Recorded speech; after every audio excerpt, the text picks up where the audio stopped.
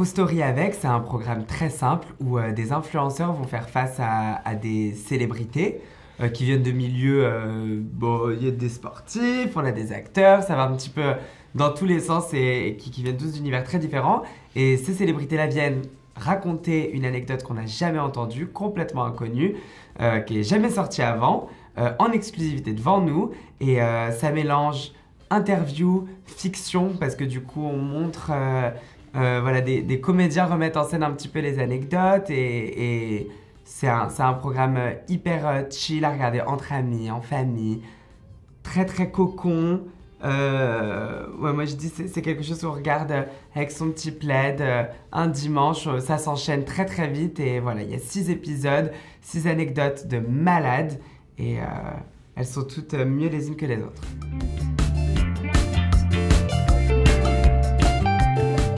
Moi j'avais vu tout le monde sur internet, mais je connaissais personne personnellement. Et c'est vrai que c'est ce que je disais, le premier call, ça m'a fait très bizarre quand j'ai vu tout le monde se dire bonjour. Et moi, je connaissais personne, donc j'étais en mode...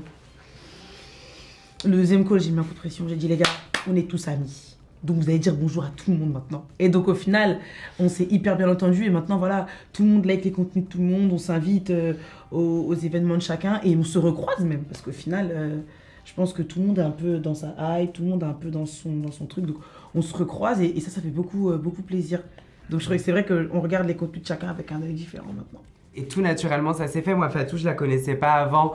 On s'est rencontrés vraiment quelques instants avant même de commencer notre première interview et directement, on s'est mis dans le bain. Ça s'est trop bien passé. Je pense que... Parce que t'es quelqu'un de... Excuse-moi de t'interrompre, mais t'es quelqu'un de très positif aussi. Là, il est très solaire. Moi, je le vois à 8 h du matin, il est là... Et il est en train de se maquiller, il chante déjà, enfin, tu l'entends à l'autre bout du couloir, donc tu te dis, elle a chèque, je vais rigoler, je vais passer une bonne journée, it's gonna be Mais pareil, Fatou, tu fais trop rire, elle enchaîne les blagues, elle est dans l'atmosphère, tout s'y prêtait pour que ça soit parfait et je pense que ça transpire de bonnes énergies cette saison 2 et que les gens vont vraiment le ressentir.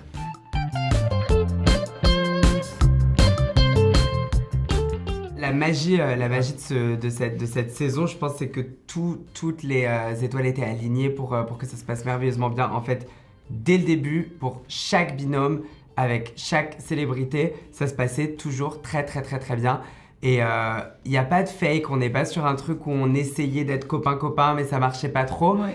Tout le monde jouait tellement le jeu à fond qu'à la fin, on avait l'impression vraiment d'avoir passé un moment en terrasse entre potes.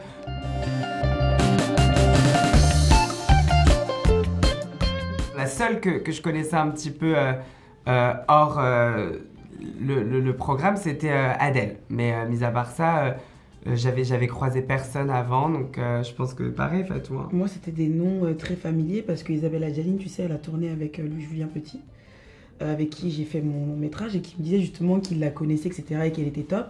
Tu avais des parallèles en fait. Voilà, j'avais des parallèles. Après, Teddy Riner, non, je connaissais pas, mais apparemment, quand il m'a vu, il m'a dit qu'il avait déjà regardé mes vidéos et tout, donc on a tout de suite encore plus rigolé et du coup, maintenant, on se suit sur Insta. Tony Parker, il est actuellement en couple avec Alizé, qui est une jeune fille avec qui j'étais en cours l'année dernière et voilà. Donc en fait, il y a plein de petites connexions. Je pense qu'à partir du moment où on est dans un milieu où on a une petite notoriété, petite, grande, moyenne, on sait, tout ne tient qu'à un fil. C'est-à-dire que tout le monde se connaît de près ou de loin. Ça reste des personnalités très imprânimpressionnantes. Ouais, c'est très impressionnant. Teddy Riner. Ouais, tu vas être impressionné, c'est fou. Hein. Est-ce qu'on est grand comme ça? Une montagne? Moi, s'il m'insulte dans la rue, je vais dire, t'as raison. T'as raison, tout ce que tu dis, c'est vrai, pardon, je m'excuse, alors que c'est toi qui es en tort, mais pardon. Quoi? Une armoire?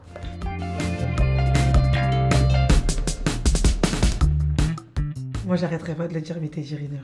Ouais, t'as vraiment eu cette histoire. Non, mais elle m'a eu. C'est normal après. Hein. Non, mais moi, personnellement, Adèle Exarchopoulos, c'est l'une de celles qui m'a le plus surprise parce que je pensais pas que c'était possible. Je peux pas le raconter, mais je pensais pas que c'était possible de vivre ce qu'elle a vécu, voilà.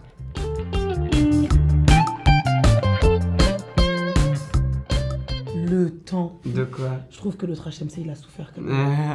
On prenait beaucoup de temps à se préparer. En même temps, c'est que les girls. On prenait énormément de temps à se préparer et du coup, les gens d'Amazon nous tournaient un peu autour et on était en mode Il me reste combien de temps là? Il reste Non, combien on de a temps? pas Il me fini. reste combien de temps? Il me reste combien de temps? Et moi, j'étais en mode, on n'a pas fini. Hein. Elle était encore en train de me laisser. Je disais, on arrive, mais on est là, tu nous vois pas. Non, c'est vrai qu'on a pris pas mal de temps à se mettre jolie. Mais on était belles. Au moins, voilà. Au moins. Ça Mieux- valait le coup. Mieux vaut arriver en retard et belle que moche et à l'heure. T'imagines moche et à l'heure? Tout le monde te regarde, va dire elle arrive à l'heure, mais c'est quelle fille ça? Non, non,